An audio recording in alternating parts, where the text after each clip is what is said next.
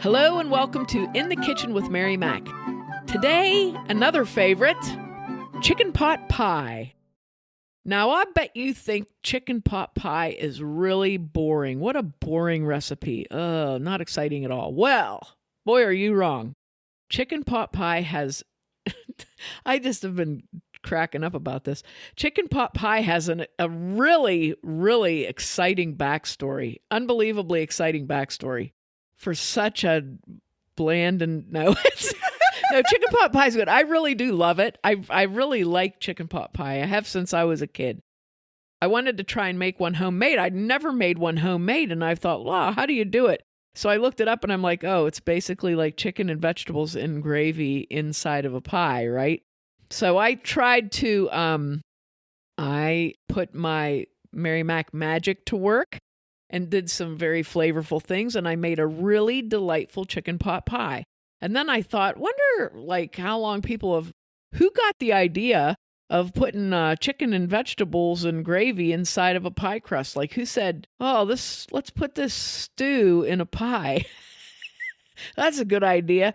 I don't know. I bet the answer is not Marie Callender. No, it is not.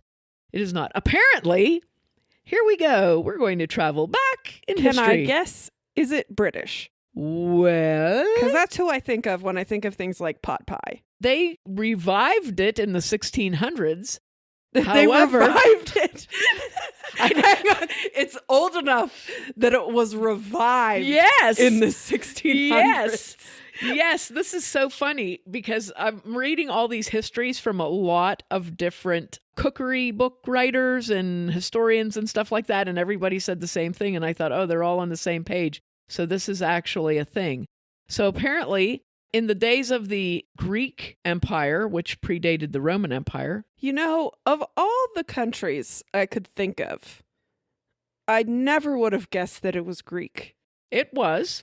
It also, it started off Greek. Okay, So here we go. So, But they use seasonings. Yes, by Jove. So and that's not the chicken pot pie that I know. Well, the Greek, yes. Well, then the Pennsylvania Dutch got a hold of it and they ruined it.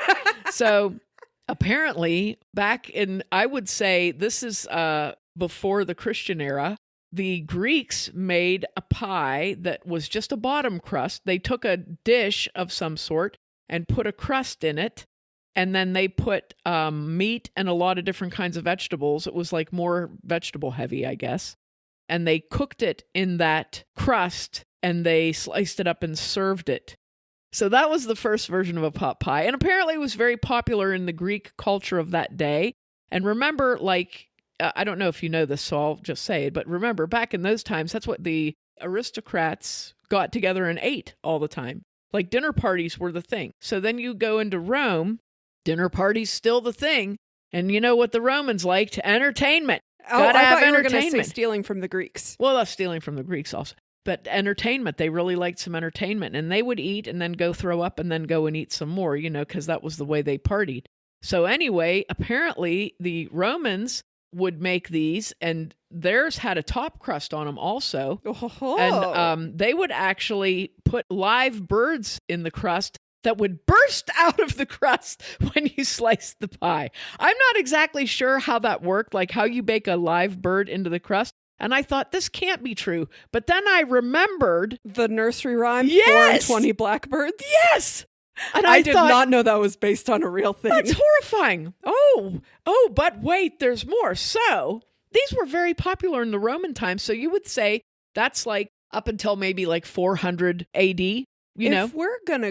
If this history of the pot pie ventures into Shakespeare territory, and that being based on a real thing, we're going to need to like put a content warning at the top of this podcast.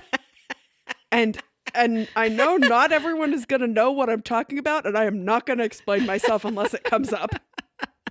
Well, these were very popular in the Roman times. And I'm sure, because as I said, the Romans loved 2 things, food and entertainment. So, that was it right there. You have a pie and live birds are flying out of it all over the place. And wow, is that fun? It just kills me.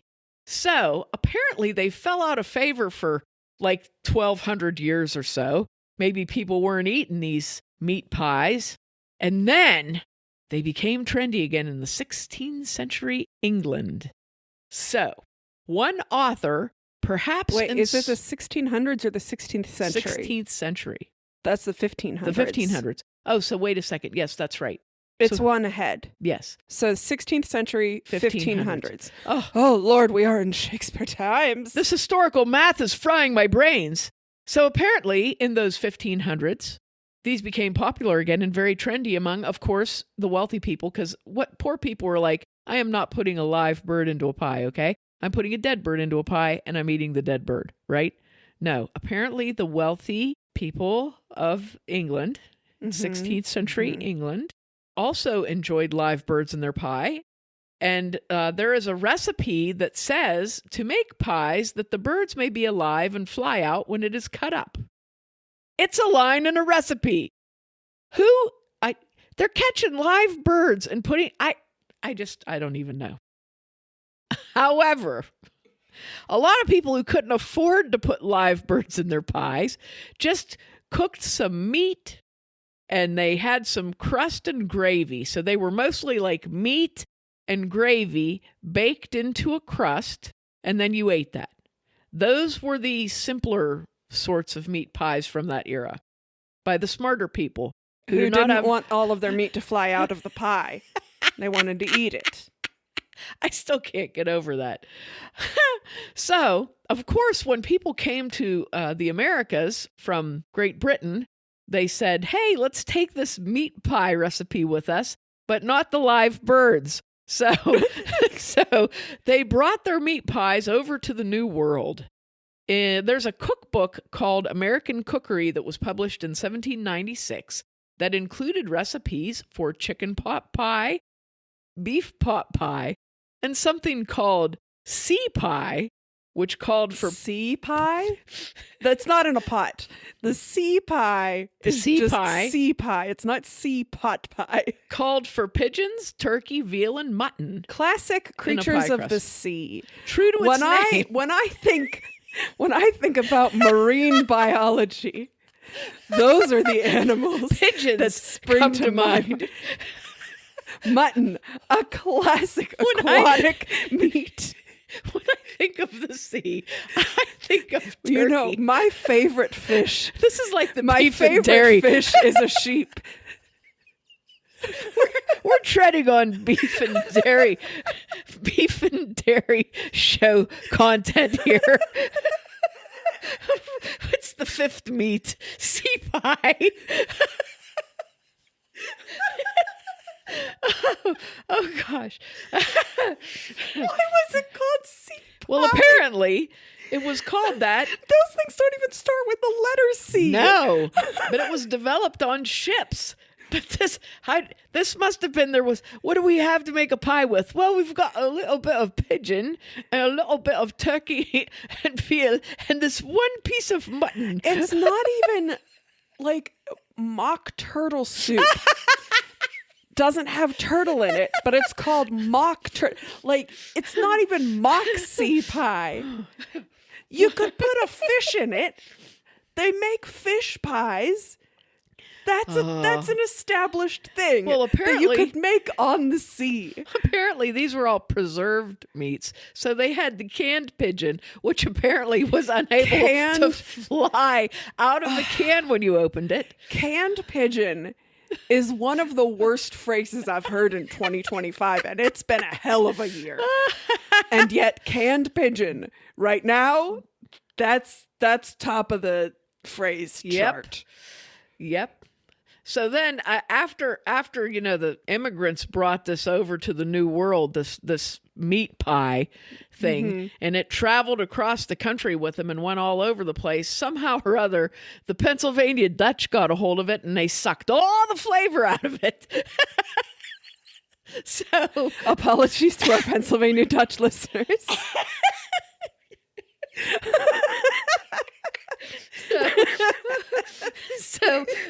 So I'm trying to bring it back today. I'm not putting no live birds in there, and I got no pigeons. But you are putting salt and pepper in it. There will be spices. There will be spices in this.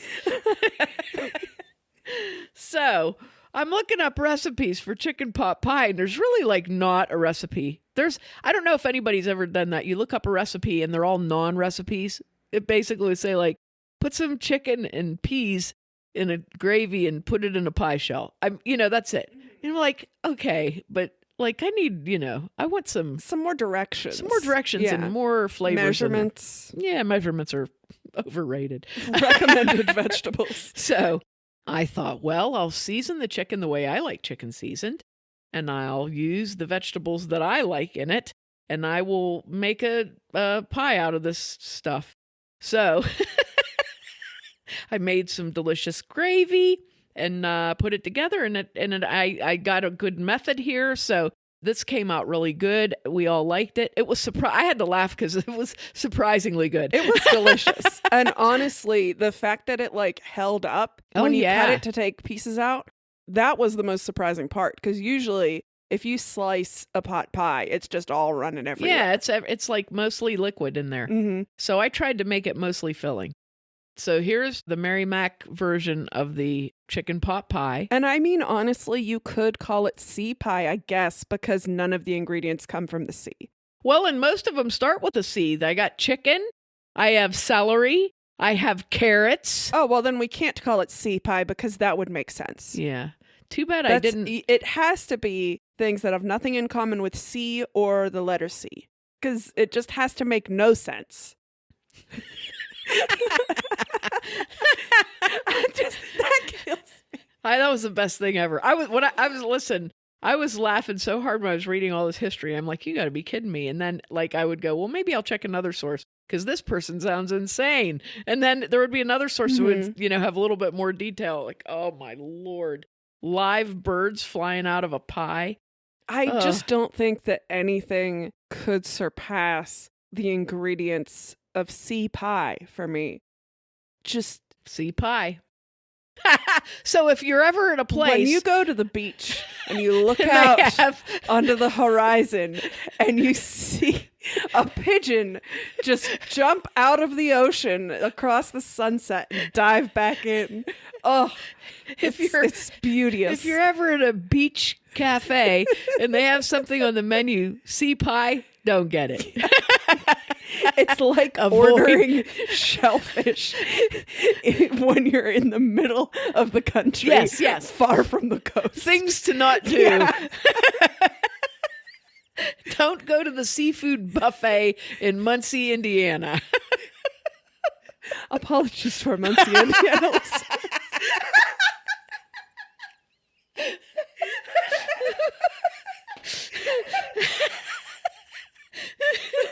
Have we offended anyone? Do we miss anywhere? I'm surprised it took us till 2025 to apologize to people when we just slam a region. We're probably going to have to go back and edit some podcasts.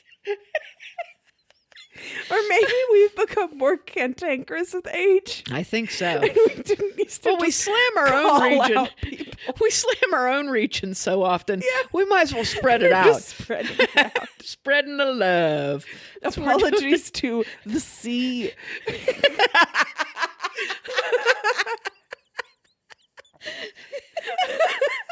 And ancient mariners. If your name... Oh gosh. Apologies to everyone who goes by Ishmael. That's what they should have called the sea pie. Its name is Ishmael. Apologies to Moby Dick. Oh, maybe this is the theme of 2025. We don't even care anymore. It's not your favorite recipes theme. It's just the offensive year. We're going to offend everyone and then apologize because that's the sort of people that we are. We're kind, polite people who sometimes slam people and then apologize. Yeah. As long as you apologize right after. Yeah. Anyway, your recipe for chicken pot now, pie. The Mary Mac chicken pot pie. So you will need a 9-inch pie plate, 9-inch diameter pie plate. I used one that was a deeper one that my friends got me. It's a slightly larger. So if you have a deeper 9-inch pie plate, that'll work perfect. Like one of those Anchor Hawking glass ones. You need dough for a 2-crust pie. You can do homemade or use the store-bought type that comes in a box with 2 pie crusts, which is what I did because I've told you before about my lack of pie crust making ability. I won't lie. You need olive oil for cooking, 1 pound or about 1 pound chicken breast cut up into 1/2 inch to 1 inch pieces. You don't want to make them too big. Some of mine were too big, but you don't want to make them too big. So then again, you don't want to make them too small. You want to make them just right. Okay, you need 1 medium onion diced, 1 cup of diced celery, and that's about 2 ribs, 1 cup of diced carrots, and that's about 2 medium carrots, 1 recipe of bechamel/white sauce, and I'll give you that recipe. I think we've done that on a podcast before, too. Well, this one I put a little bit more flour in because I knew I was going to have some broth with it. So, and this will make about 1 cup. We're going to make a broth in our pan. So you'll need, and I talked about this before also, I have the Giarusa broth mixes, which are really good. They come in a tub with a screw-on lid, and you use them by the teaspoon. So you can use 1 teaspoon of chicken broth mix or 1 chicken bouillon cube, and then 1 teaspoon of vegetable broth mix or 1 vegetable broth bouillon cube. If your store sells Giarusa, it's wonderful. The flavor is just wonderful. Then you'll need 3/4 cup of water, 1 egg beaten, and you'll need 2 large bowls. So in a large skillet, heat 1 tablespoon of olive oil and add your chicken pieces and season them as desired. I figured I would say that because I know a lot of people's level of heat and seasoning, whatever, is different. So I used about a teaspoon of Mary Mac's This and That, which is a blend of spices. You can use salt and pepper. You can just sprinkle them with salt and pepper. You can put a little garlic powder, granulated garlic on them, or granulated onion. You can use a little paprika, a little turmeric, anything like that. Season them up real nice. And what you want to do is cook them covered, put a lid on your pan over medium-low heat, and you want to turn them over every 2 minutes or so for about 10 minutes. You want them to cook evenly. You don't necessarily want them to brown, but you want them to cook evenly so that they are almost completely cooked. They don't need to be completely cooked, but you want them to be all sides of them, You know how chicken, when it cooks, it turns like a sort of a solid. It goes from pink to solid. It's like white. Like yellowy white, yeah. So you want them to be, like that. You don't want them to look raw, I'll say. Once you have them nice and cooked evenly like that, you're going to turn those out into a large bowl. Try not to scrape all the juice out of the pan. And then add another teaspoon of olive oil to it and put it on your burner, and kind of bring the pan back up to heat and add your vegetables. So just put your onion, celery, and carrots in all together. You might want to turn your heat up just a little bit. And you want to saute those until they're just getting softened. And that takes about 10 minutes or so. The onions will start to get translucent and the celery also. And you can kind of tell because carrots are like little rocks. So you want them to cook a little bit. So stir those around every couple minutes again and cook them for about 10 minutes, 10 to 15 minutes. And then when you feel like they are softened somewhat, remove those into your other large bowl. So don't scrape your pan out completely. Just try to get most of your vegetables out of there. There's going to be onions stuck in there, I can tell you right now, because that's what happened to me. Put your pan back on the burner and pour in the 3/4 cup of water and your broth mixes and stir those up until they dissolve and let that cook on low while you're making your bechamel. Now, for the bechamel, you need a small pan. And you're going to put 2 tablespoons of butter into your pan and let that melt. And you'll need a 1/3 cup of flour and 1 cup of milk. So get your butter melted in the pan, pour your flour in and stir that in quickly with a small whisk. And it's going to suck it up really quickly. And then add half of your milk and stir that until you have a smooth paste. Then add a 1/2 teaspoon of salt and a 1/4 teaspoon of pepper. Stir that in.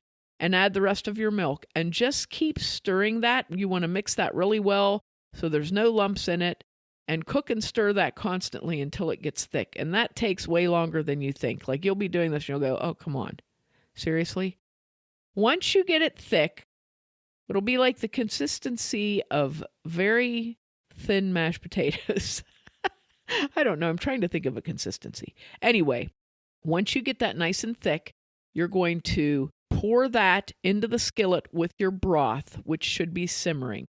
And as you pour that in, I got a rubber scraper and I just scraped the pan out completely. And then I quickly took a whisk and whisked it into the broth so that it would blend in with it. And then you want to let that simmer all together and let it get nice and thick. And that'll take about maybe 5 to 10 minutes. You'll be able to tell noticeably that it's getting thicker. Once you see that, turn your heat down and add your chicken and vegetables back into the pan and any juice that was in the bowls with them, and just turn them over to coat that. You want to stir those in until they're all coated with that nice thickened gravy, and then turn the heat off. Now, preheat your oven to 400 degrees, and then take that skillet off of the hot burner because you want your filling to cool off a little bit. You don't want it to be blistering hot when you put it in your pie. So preheat your oven and get your pie crust and put one crust in the bottom of your pie plate. Make sure it's in there nice and even. Get your egg, break it into a bowl and beat your egg and have a little brush ready because you're going to brush that egg onto your crust. And then very carefully scoop your chicken filling into the pie plate and try to keep it centered. Like you want to kind of mound it up like when you're making an apple pie. So put your chicken pot pie filling right into the middle of your pie plate and try to keep it like centered as much as you can. And also try to make sure that you don't have like one area where there's no chicken and all vegetables or something like that. You know, I had to keep moving stuff around to get it evenly. And then once you get it all in there, very carefully lay your top crust on, and you can take some of your beaten egg and your brush and brush around the edge of your bottom crust. Lay that top crust on and press it onto the bottom crust, and then press it in good so that it seals, and then give it a really good crimp the whole way around the edges so that your pie crust seal together. Brush that top crust with your beaten egg and just get it very good coverage all over it, and then pierce it with a knife in 3 to 4 places so you have a little vent in your pie, and you're going to bake that uncovered at 400 degrees for 30 minutes. Would you recommend just piercing, like just stabbing into the top crust, or doing a slit? You can do like 3 or 4 slits. I usually do 4 slits, like north, south, east, west, you know, but not a big one, maybe like a 1-inch slit. If you want to be real creative, you could put a C on the top of it and make it into a C pie.